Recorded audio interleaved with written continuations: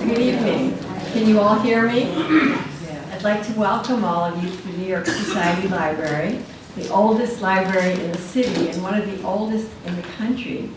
And I hope you will consider giving to our annual fund because we have so many wonderful programs like this and to support all of our buying of books. And to know that your membership only covers about a quarter of the cost. So please give generously. And tonight, we're so excited to have Patricia Volk speaking about her wonderful book, Schiap, My Mother, Schiaparelli, and Me. The book has received rave reviews everywhere and is a riveting mother-daughter story. I could identify so much with Patty because I too had a mother who was very beautiful. And whenever I went anywhere, the doorman, the butcher, whoever would say, "Oh, your mother is so beautiful." And we learned about the effect that Schiaparelli's memoir had on the young Patty. And Patricia Volk believes that everyone has a transformative book, and usually they read it just before adolescence. So this is a good question for all of us. What is our transformative book? And would we still enjoy it if we reread it now? The book also addresses the very limited options open to women before feminism opened the world of opportunity. In researching the book, Patricia had the wonderful job of doing research in Paris, and she visited Schiaparelli's 21 Place Vendôme atelier. She said, "I want to be buried here." They have butterflies and glass domes hanging from the ceiling, Giacometti coffee tables and lamps. They have big black flat boxes with Schiaparelli jewels. And now, thanks to Patricia, I have a beautiful Schiaparelli jewel myself. Patricia Volk is the author of the memoir Stuffed, Adventures of a Restaurant Family. She wrote the novel White Light and 2 short story collections.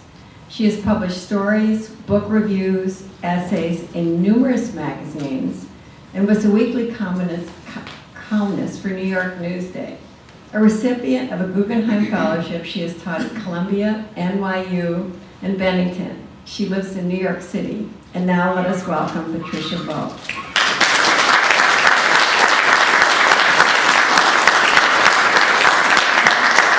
Thank you so much, Jeanette. Jeanette's mother was a Powers girl. Is that what they were called? That's right. John Robert Powers was a man who discovered very, very beautiful women, and a lot of them went on to have Hollywood careers or were models who were squired around town. And I think of your mother, Elma Rocco. Yeah, that's right. But we have something else in common, which is a love for this library. Much of Schiap was written here. I don't know if you're aware of it, but on the 5th floor, there's a huge room. Is it called the Whitridge Room? I think Whitridge Room. Hornblower. The Hornblower Room. The Hornblower Room. Oh, how interesting! Because Robert Caro's transformative book was Horatio Hornblower, and Barack Obama's transformative book was The Power Broker by Robert Caro. So anyway, I came here to work, and when Eudora Welty once said, when you're working on a book, everything that happens, for some reason, relates to that book. And upstairs on the 5th floor in this vast room, a lot of time is spent typing, but a lot of time is also spent like this, because you're thinking. And I was thinking in my little favorite corner of that big room, and suddenly my eyes fell on this book called The Book Review Digest. I had never known such a thing existed, but it has every review of every book that was published year by year.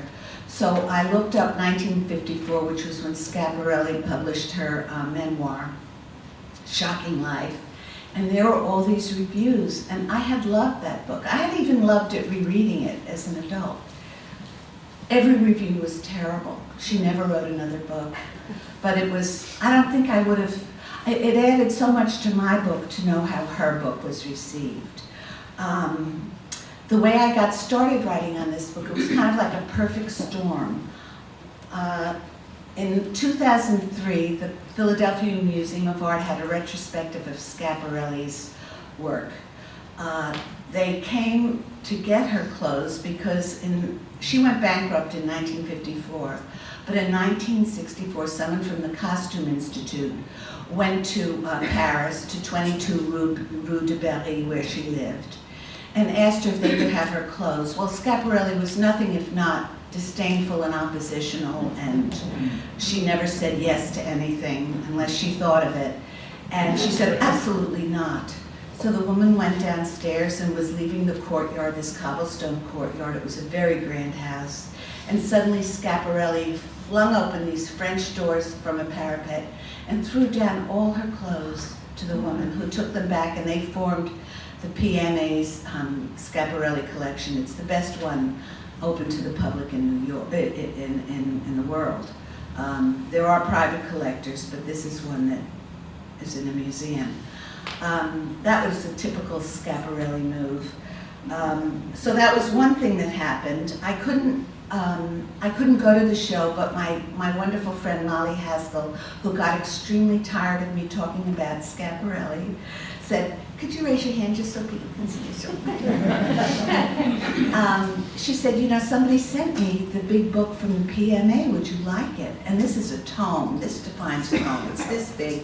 It's what Schiaparelli deserved, and she gave it to me. So even though I was finishing up another book, Schiaparelli was percolating.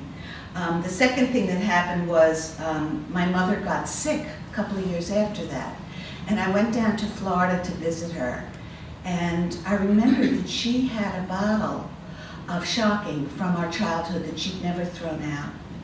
And I loved this bottle. I thought it was the most valuable thing that our family owned, because every year on my mother's birthday, my father gave her a bottle of Schiaparelli. Shocking, the name of the perfume was Shocking. And he made the wrapping paper himself out of as many $100 bills as it took to get the job done. And he was a restaurant man, so he got home late, but he'd shake my sister and I awake and he'd say, I'm gonna give Mom a present, come on. We'd come in, and she'd open these $100 bills, and there would be the Shocking, and then she'd throw her arms around his neck, and she'd put one leg up when she kissed him. It was very Hollywood, and that was a very precious bottle. It stayed on her mirrored vanity, and it was the last thing she did with her elaborate maquillage. It took her about 45 minutes to make up every day. Even though she was considered the most beautiful woman in the world by our family, by a 5-block radius of 4 generations, she wore an awful lot of makeup. And the last thing she did would be to take the dauber,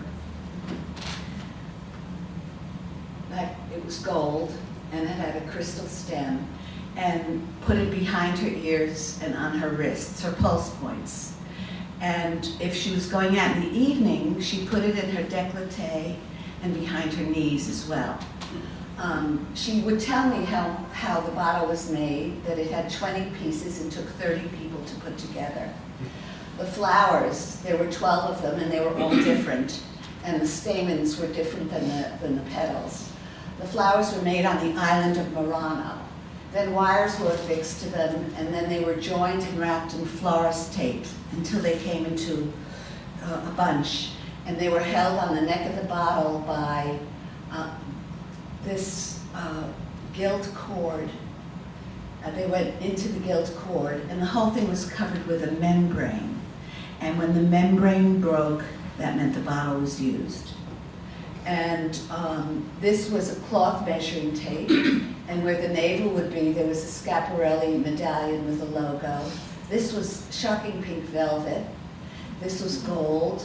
This glass was made in Bohemia and silk screened, God only knows where, but you could feel it. It was three-dimensional. It was a very, very beautiful object, and it was based on the mannequin of Mae West's body.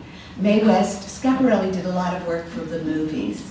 She dressed many movie stars, and she gave Joan Crawford her broad shoulders, and Joan Crawford just wore them to death. Finally, Schiap said, Joan, enough with the shoulders. Assez avec the shoulders. But Joan Crawford loved that look. It was manly, and it made her waist look small. Anyway, so she was going to make the costumes for a Mae West movie, and Mae West was going to come to Paris, but she couldn't at the last minute, so she had a plaster cast made of her body, a mannequin. Schiap built the clothes on that. When she sent the clothes to Hollywood, Mae West had put on a lot of weight, and all of them had to have extenders in the back, and so in that movie, you basically only see Mae West from the front. But that is Mae West's perfectly proportioned body. And so I loved that bottle. When my mother left the house, I would play elaborate games with it. I would pretend that it was a movie star. It was, sort of. And sometimes I would pretend I was a shopkeeper, and a man would come in wanting the perfect present for his wife, and I would speak with a French accent, mais elle bulle, and it was just me in the bottle, but I loved the bottle. So that was the second thing that happened, and the third thing that happened was I learned about eBay. I had never heard of that America had an online auction house. This was in about 2005. And I went on eBay, and the first thing I typed in was Schiaparelli. And over 500 things came up. And among them was the book that I had read when I was very little. And I read it again, and now I really had, I guess you could call it a case. I couldn't get Schiaparelli off my brain, and I started thinking of when I reread the book, I realized what a part she had played in my life, that she had been my transformative book. My mother got books and read them every day between 3 and 7. She got them at Womrat's, which was a place where you could, oh, I see heads nodding, where you could rent a book. I think it was 3 days for 25 cents and 10 cents for every day over. And I didn't want to read my sister's books. She was reading, first she started with the series books like the Bobbsey Twins and Nancy Drew, but by the time I was 10, she was 11, and she wants me to say when I tell people about the book she read, that by then she was reading The Good Earth, which was her transformative book. And we didn't have anything like the New York Society Library on the west side. We lived at 83rd and Riverside Drive. But, and my mother refused to go to the public library because it was on Amsterdam Avenue. My mother had opinions about everything, including avenues. And as you can see, I asked New York map maker John Tornak to make me a map of Manhattan without the streets that my mother didn't approve of. So here you see we go from Riverside Drive to West End Avenue. Amsterdam, Broadway, Amsterdam, and Columbus are completely missing, but they're Central Park West, and that is how New York would look like what New York would look like if my mother designed it. So I reread the book, and I realized that although I didn't have the words to describe it when I was a kid, that it was my transformative book. It was the book that allowed me to separate from my mother. And I thought I was supposed to be like her as much as possible, but there were things about my mother I did not want to emulate.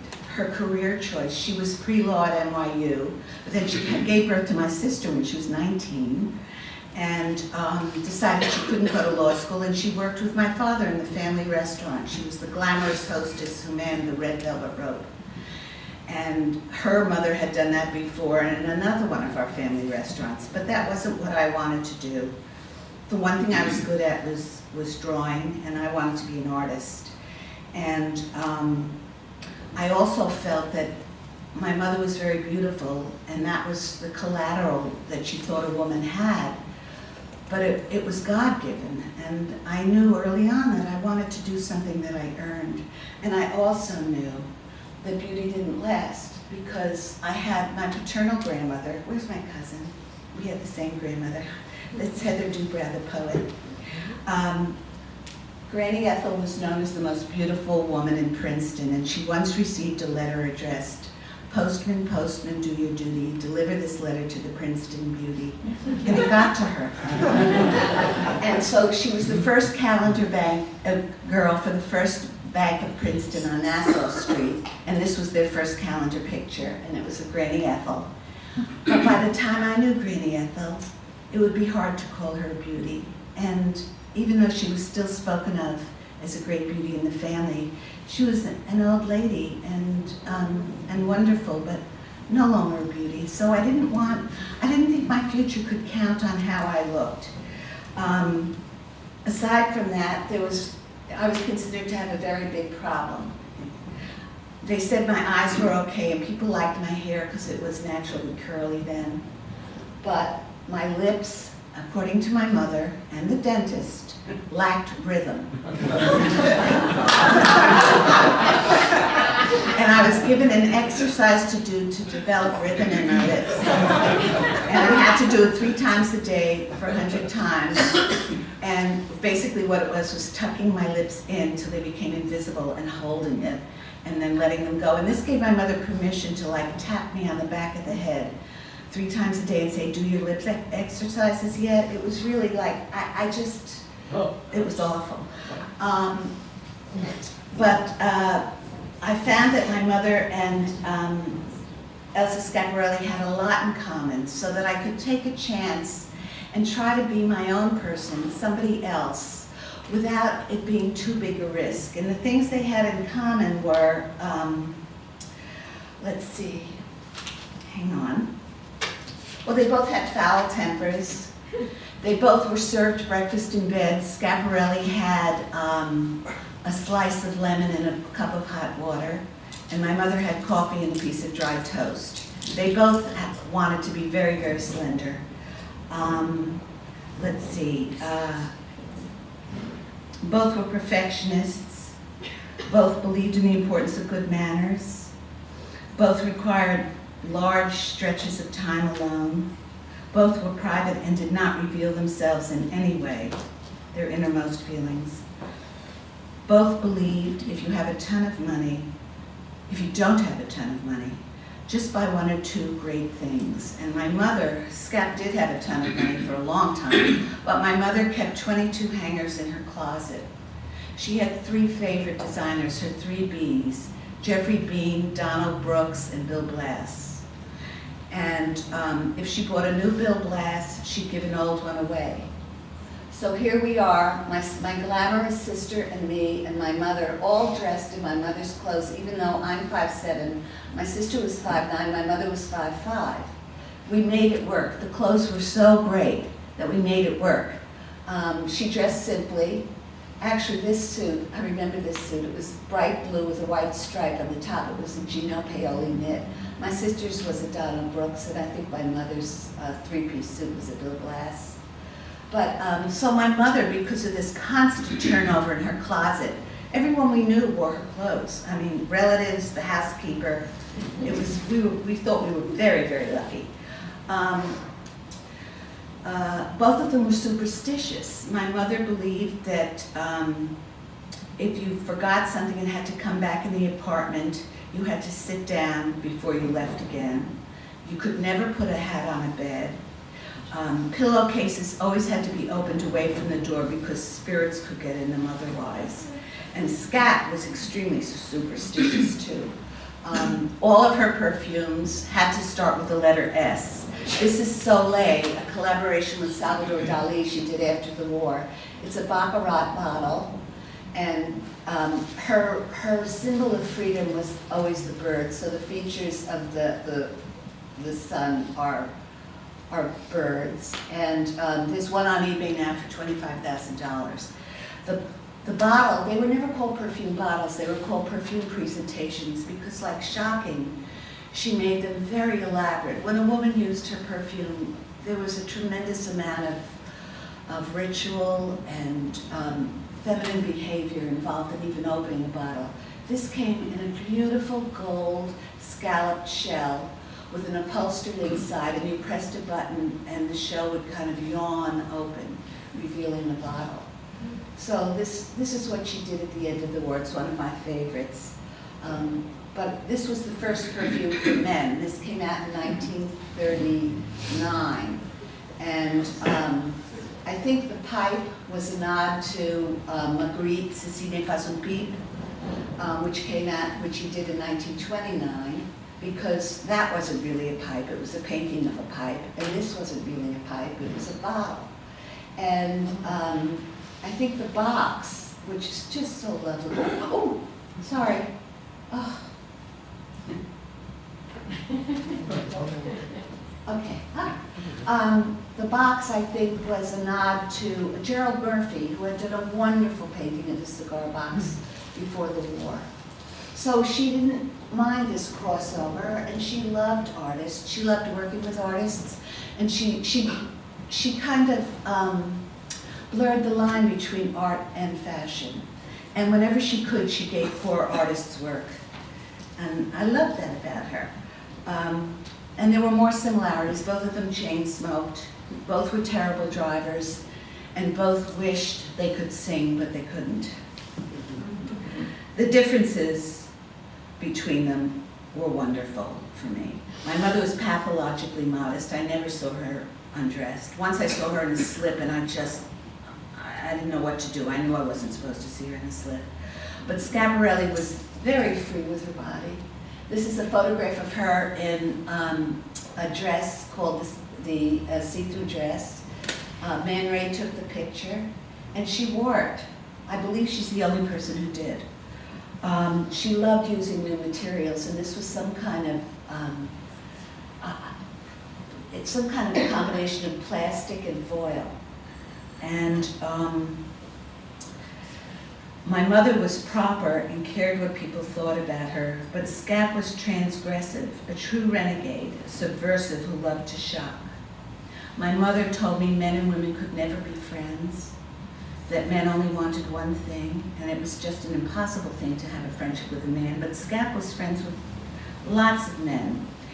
Man Ray, Dali, Duchamp, the Giacometti brothers, Picasso, Stravinsky. She had many, many male friends, so I thought, oh, this is good to know. One was a great beauty, that was my mother. That's what she looked like. And Schiap planted the idea that imagination trumped beauty.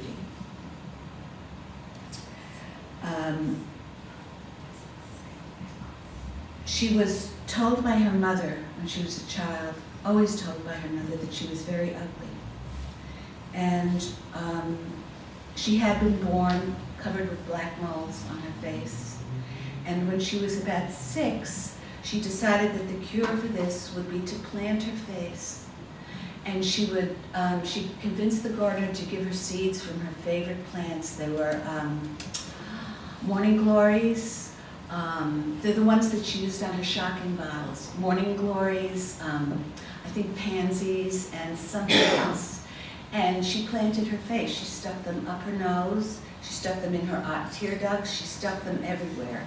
And she watered her face. And she thought her whole head would come into bloom.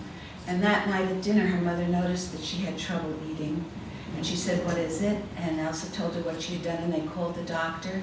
And she had put these seeds in so deep that they had to be extracted from her sinuses. But I always wondered if she told that story to the name of this painting is Necrophiliac Springtime, and it's by Salvador Dali. And Schiap, it was given to Schiap by Dali. He gave her things and collaborated with her, and she dressed Gala Dali, his wife. But here's the head in Necrophiliac Springtime, just a mass of flowers. But here's what she looked like.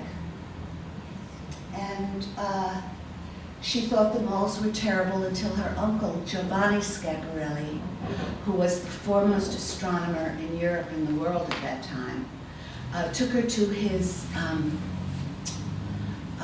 observatory, the La Brera Observatory in Milan, and told her he had positioned the telescope, and he said, "Look through there, what do you see?" And he said, "That's the Big Dipper, and that's what's on your face."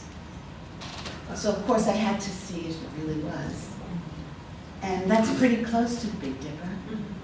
And after that, she no longer felt ugly, and when she became a famous couturier, the most famous couturier in the world for 20 years, she used the constellation of the Big Dipper in so many ways, as a print on fabrics.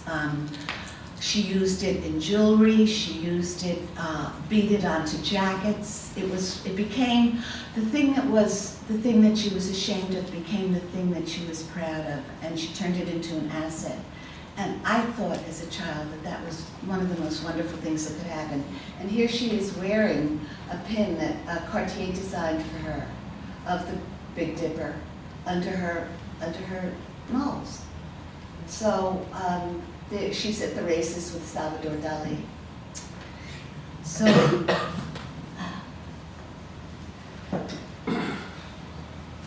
she was transgressive, and my mother always played by the rules. And to Schiap, no was another way of saying yes. And perhaps there's no better example of that than the Exposition International in 1937 in Paris. The Seine was lined with different countries representing their modern work, and Jean Lavin was in charge of couture for this show.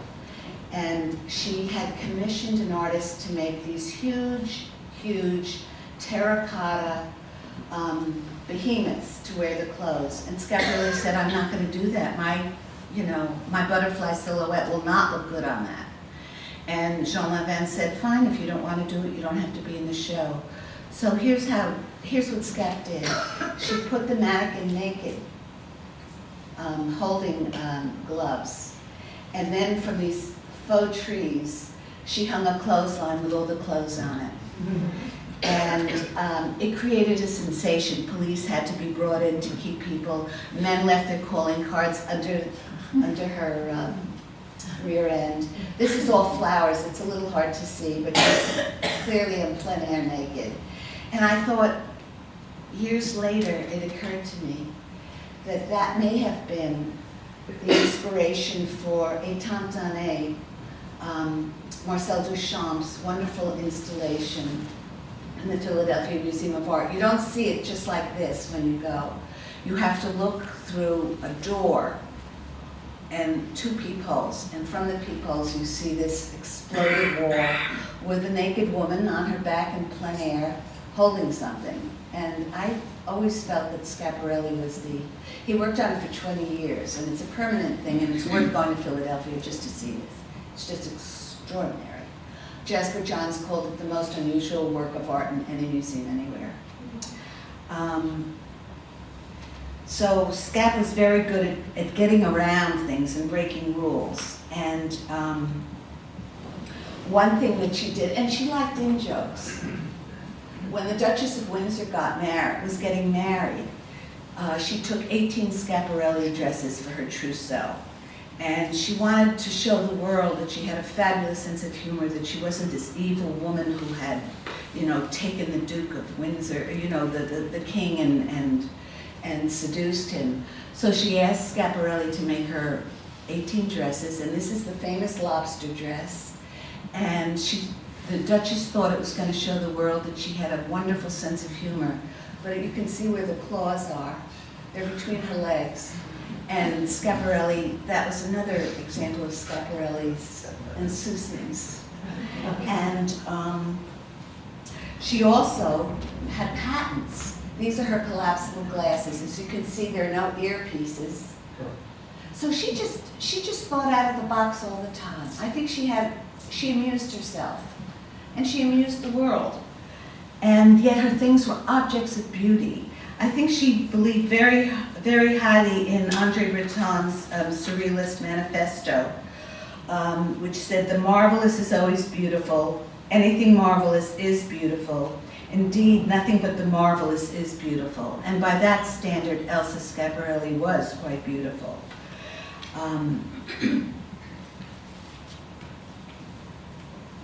Here's a collaboration with an artist that she worked with, Cocteau. The embroidery was done by the firm Lesage, which is still in business, but you can see it's either a vase or two people kissing, or maybe it's both. The original color was midnight blue, but it's faded. And here's a collaboration. Oh, sorry. Well, okay, this is me in Paris at 21 Place Vendôme at and I'm wearing the Man Ray eyeglasses that Man Ray made for Schiaparelli. And behind me is a torchia that the Giacometti brothers made for Schiaparelli's old atelier. Most of the things that were in the atelier were preserved, and it's just wonderful to go there. It's the most beautiful building. This was a collaboration. First, this is Venus of the Drawers by Dali. Each drawer was supposed to contain the scent of that part of the woman where the drawer is. I'm not sure what these do, but anyway, and then Schiaparelli made the drawer, the desk suit, she called it, and it had hardware and drawers. The pockets actually opened like drawers. And I think she's carrying La Lanterne, which is a handbag they collaborated on. It had a street lamp on the outside, so you could light your way home at night.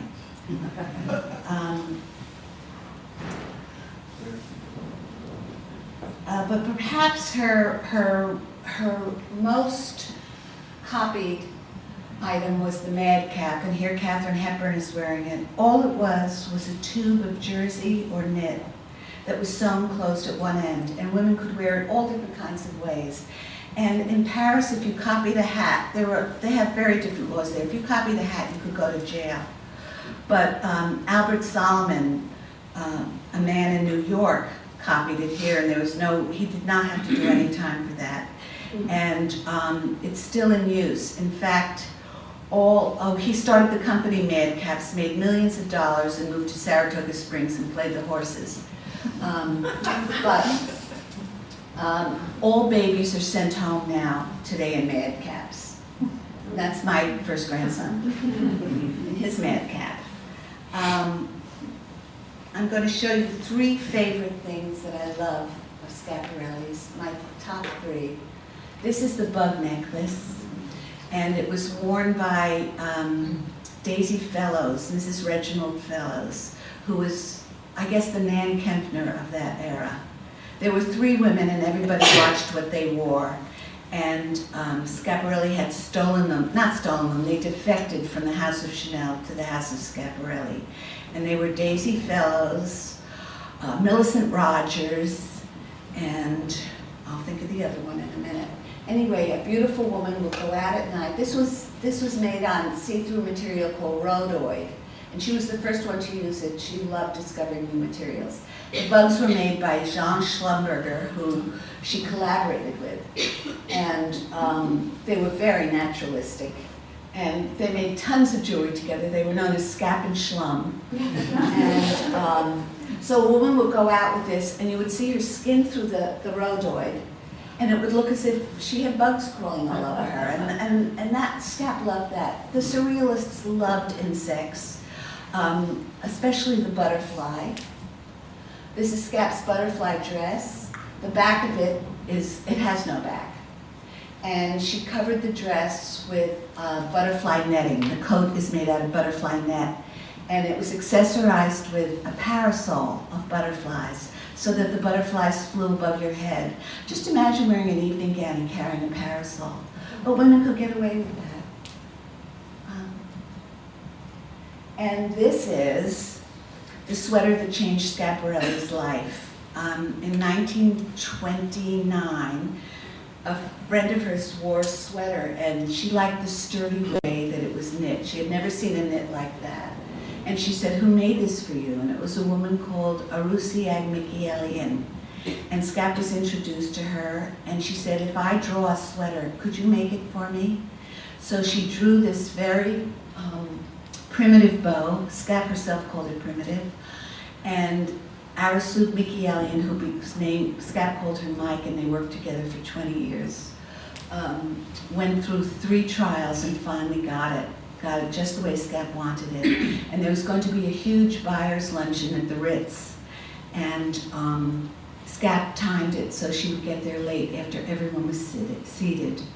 And she walked in wearing this sweater. A buyer from Lord & Taylor was there. They ordered 40 on the spot and 40 skirts to go with it. And Schiaparelli rounded up all these, had Mike round up all these Armenians who were knitting like a frenzy. And Vogue covered the sweater, and she was off and running. By then she had a backer, and that was the beginning of everything. Well, I thought that I would have this sweater knit for me to wear to readings. Excuse me. About 6 weeks before I was going to do the first reading, I thought I should get that sweater. So I went all over New York looking for someone who would make it for me, and no one wanted to touch it. I finally found a woman on 92nd in Madison who said she would do it, but she would not do the Armenian stitch. The Armenian stitch uses 2 different colors for every stitch. One is tucked under and one comes over. So when you want to do the white, you bring out the white, and when you want to do the black, you bring out the black. But it's very tweedy and very heavy.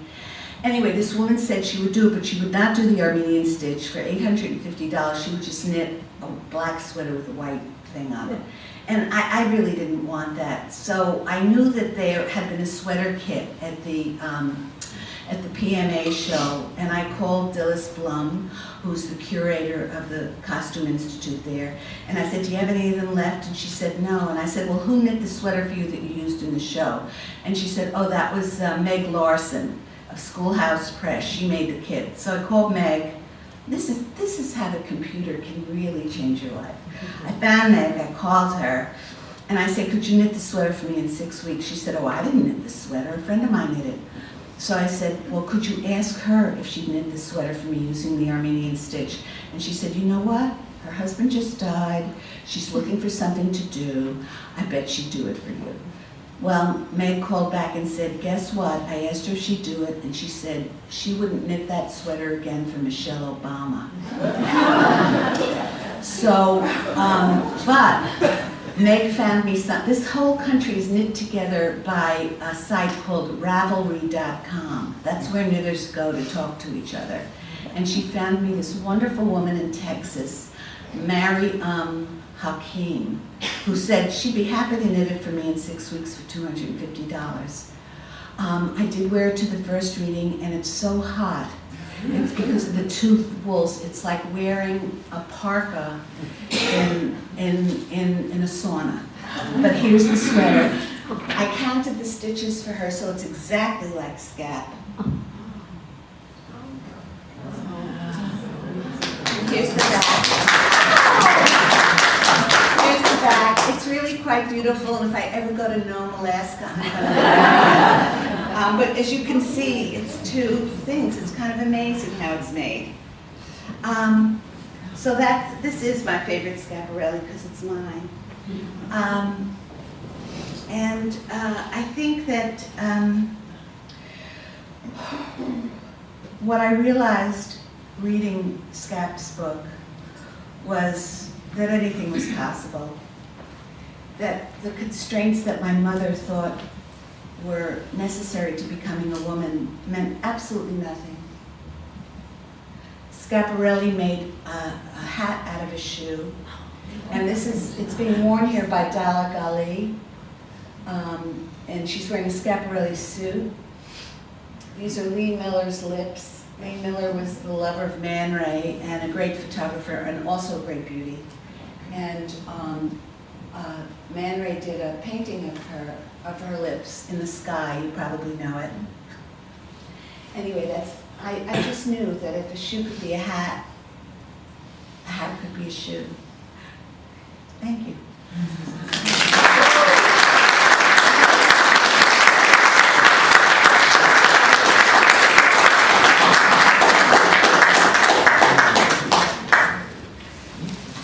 If anybody has a question. Yes. Can you describe how perfume smells? Yes, the perfume was made by one of the big noses in Paris, Jean Charles. It was floral and spicy, and it had musk in it. And today perfumers say that it is skank, that is the smell. Schiaparelli's mission with this perfume was to make it smell like a woman's flesh when it was very warm. Yes. Patty, don't you find that women don't really wear perfumes like that? anymore, because I remember my mother always smelled delicious and joy or Aloysia.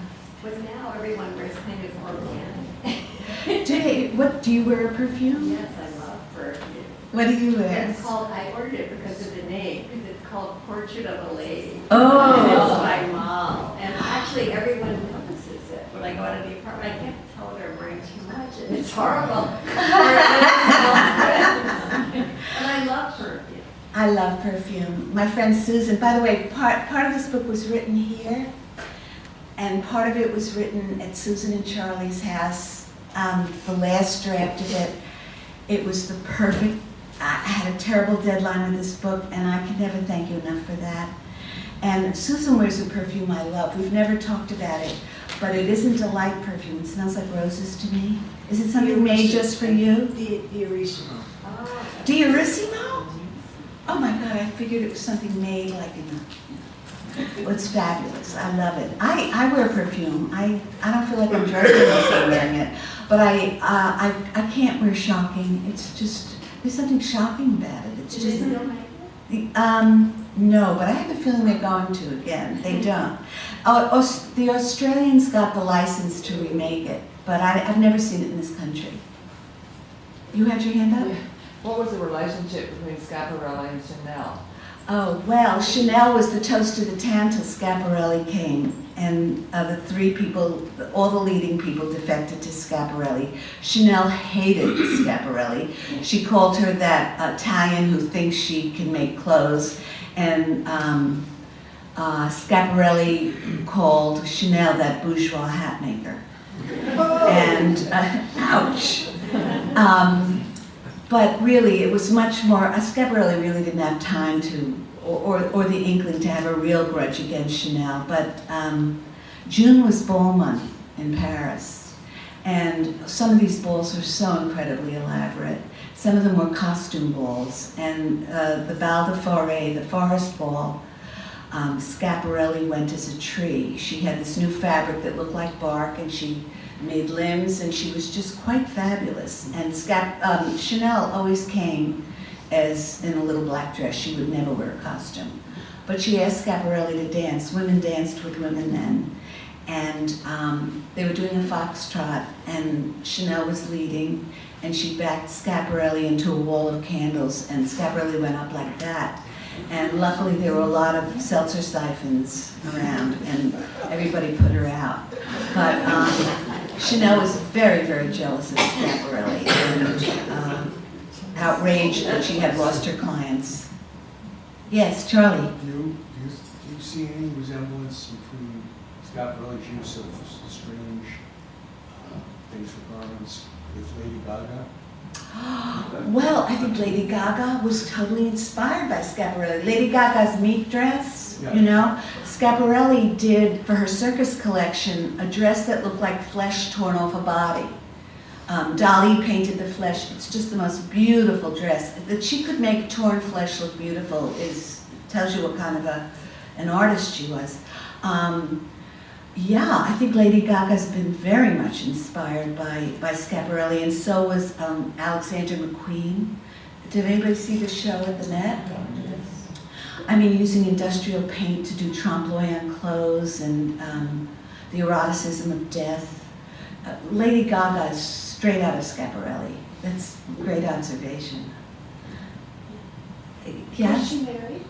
She was married to Count Willem de Went de Curlor, who was a cad, a rotter and a cad. She met him when she had come. Her parents didn't know what to do with her. She was in her 20s. She wasn't married. She had written a book of erotic poetry, gotten it published, and it embarrassed the family. And so they sent her to England to work in an orphanage. And she would come to London.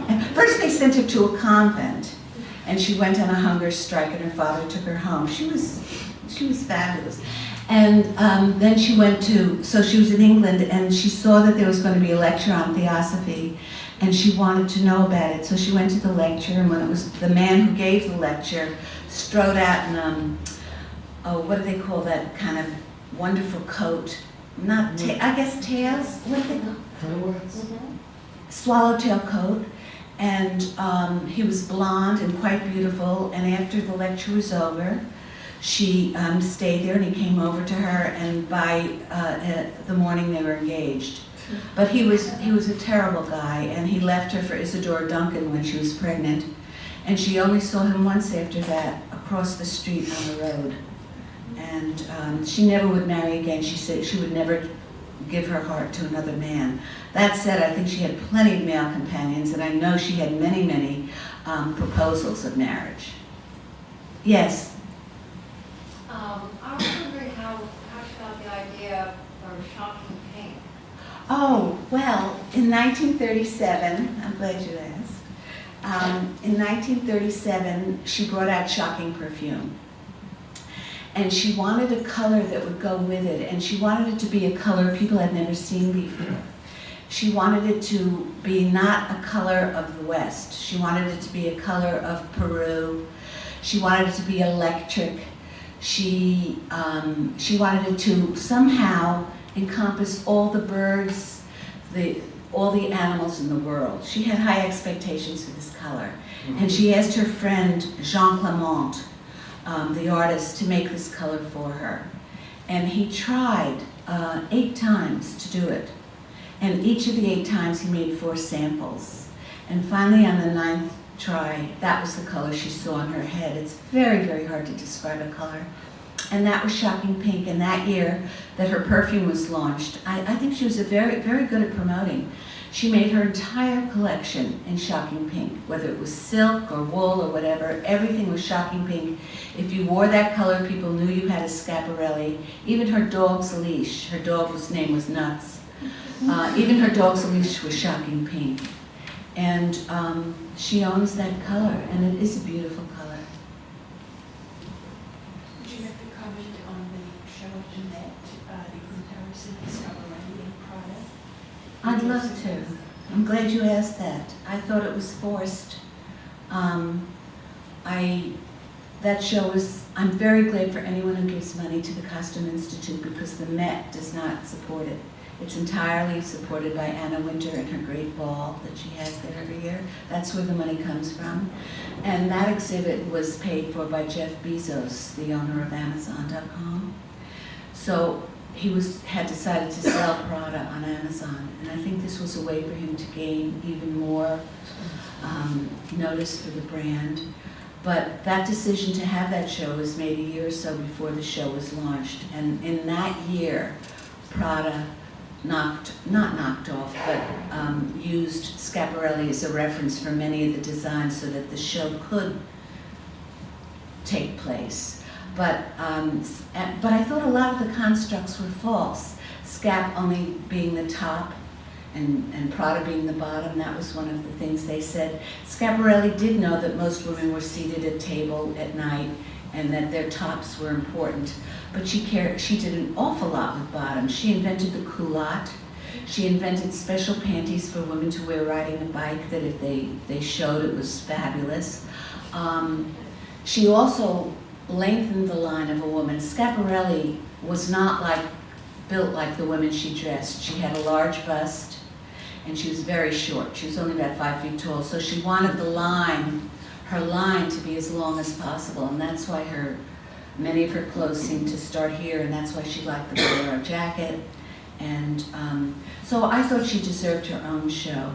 I'm sure that the Met did not want to play catch up with the PMA. They had a Schiaparelli show, but I think they could have given her her own show.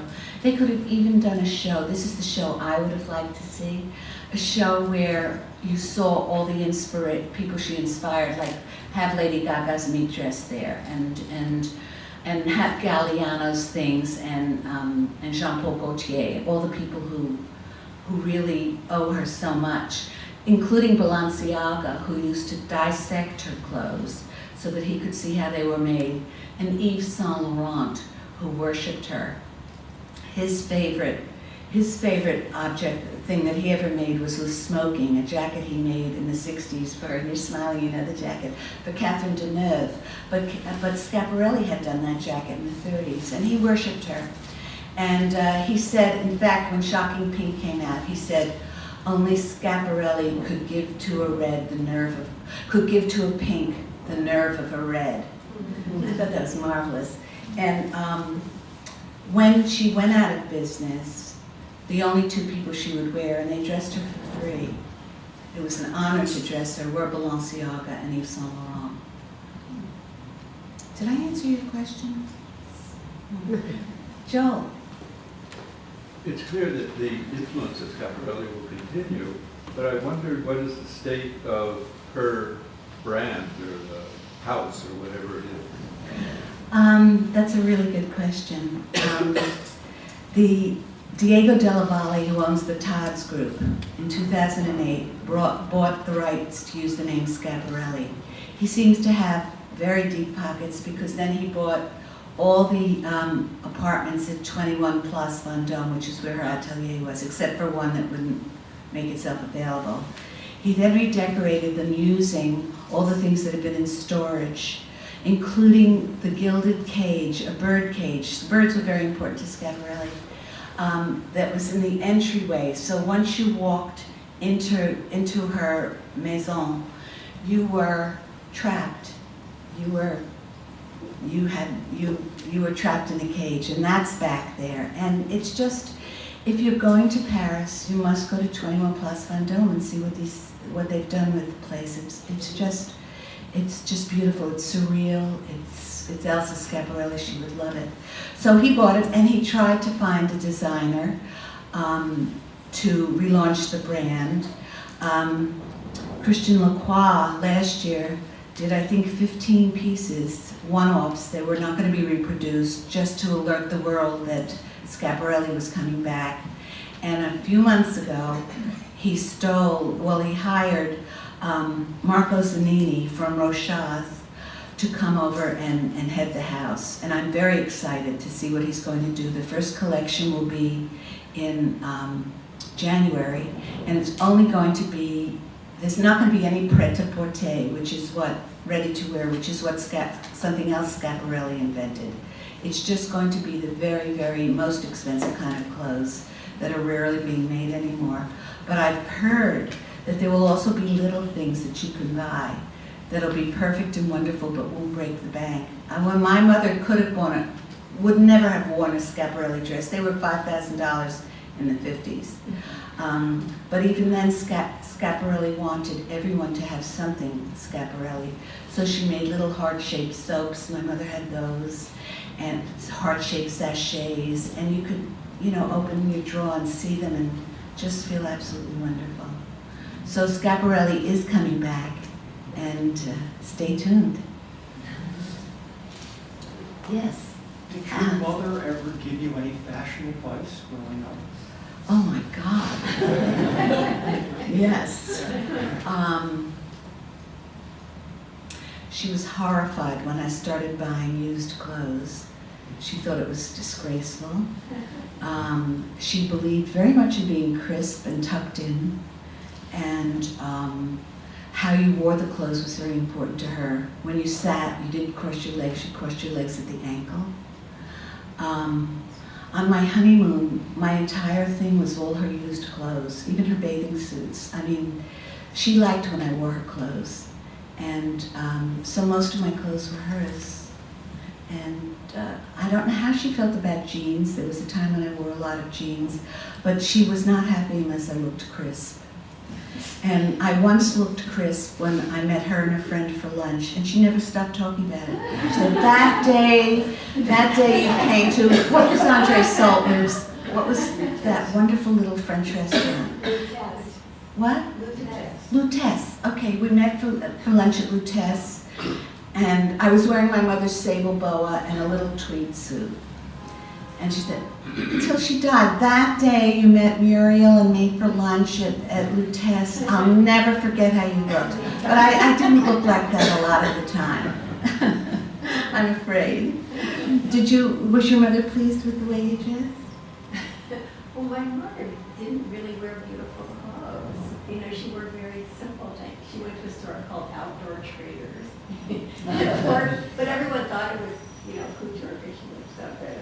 So, I don't think she was particularly happy with any of our There were 5 girls, so Oh. a lot of different wardrobes. I bet. I bet. Yes. How do you understand the germ, the seed of her creativity in her childhood or education or lack of? Oh, that's a great question. Her father was the head of the Lindsay Library, and he was a Sanskrit scholar and a coin collector. He traded with King Victor Emmanuel. And she was exposed very early on to these fabulous illuminated books. In fact, she never learned to sew. She had these books, and she would point to things and say, make it this, make it go in, make this, make that. She used her, so books were very, very important to her, and she loved being alone with her books. She would actually schedule dates with herself, and she would always get dressed up. She put on a turban, she put on her gold mules and her jewelry, and then she'd read. She'd spend the night reading. So I think that because her father had the library and she had free run of it, and the books were just, amazing. They were all very illustrated. I'm fascinated to know whether any of those books were books of Indian art, which is so ornamental. As a Sanskrit scholar, or maybe you don't know. I don't know. I know that she did, she made clothes with Indian motifs and dressed Indian royalty a lot. And I don't know if she went to India. Since there's so much shocking pink in India, I'm kind of wondering about it as you say that. But she had early exposure. She had a very rich visual vocabulary.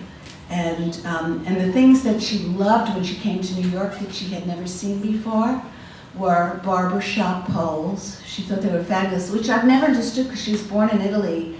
I mean, were those an American invention, barbershop poles? And she did many, many dresses with stripes that went around them like that. She loved that. She loved the verticality of New York. She thought the Flatiron Building and who doesn't? And the Brooklyn Bridge were just absolutely amazing. She was very influenced by that, and futurism, yeah. But her eyes were, she saw 20 times what other people see. And it gave her great pleasure. Somebody had their hand raised. Oh, yes. Well, in the picture, I had the necklace shot. I bought this necklace and the earrings on eBay. This morning there were 793 Schiaparellis on eBay. Feel free to bid. I've got everything I need now. But my mother never, ever would have worn faux jewelry. Schiaparelli invented wearing fake jewelry that was blatantly fake, and she mixed it with real jewelry, but my mother would never have worn fake jewelry. I had this photographed, and then I had a retoucher strip it onto my mother because I wanted to end the book with the idea that the most beautiful woman in the world was wearing the most beautiful necklace in the world. But she never would have worn this. And if she was here tonight, she'd say, take that off. Where are your pearls? Well, I guess that's it.